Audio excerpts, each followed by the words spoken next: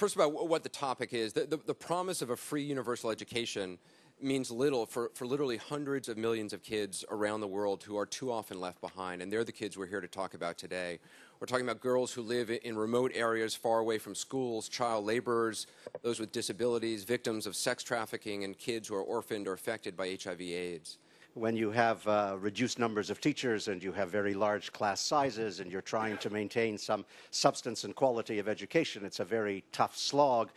But on top of that, of course, when you're dealing with HIV and AIDS kids, you're dealing with children who have lost their parents very often. There are now 14, 15 million orphan children, orphaned by AIDS in sub-Saharan Africa. The numbers are rising exponentially, and they're desperately in need of nurture and support, and that's very difficult to find. We all use the facile phrase psychosocial support, but there are no psychologists, there are no social workers. You're dependent on the sensitivities of the community and of the teachers, and it isn't always there.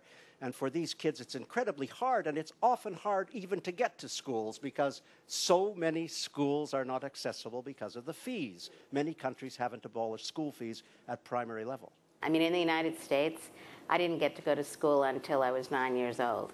I didn't need any accommodations except a ramp into the school. And there are millions of children around the world who had polio, have other types of disabilities where we just need a little bit of access into the school. There was a longitudinal study that was done in the United States in the 1990s, which showed that disabled teenage girls by the age of 18 were twice as likely to be single mothers as non-disabled kids. I would like to have people think about children who are the have-nots in our society. And where do we have the largest number of have-nots?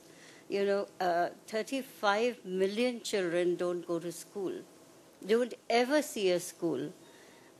Besides health, disease, and, you know, problems which are, you know, so common amongst the children, these are some of the problems that the world must look at.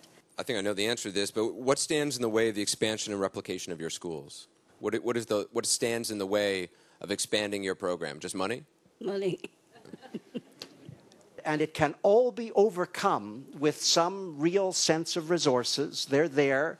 Gordon Brown, Prime Minister of the UK, came to the United Nations on July 31st, and correct me, David, if I'm wrong, but I think he said $9 billion a year would do it to put every kid in school, disabilities, disadvantage, right across the board.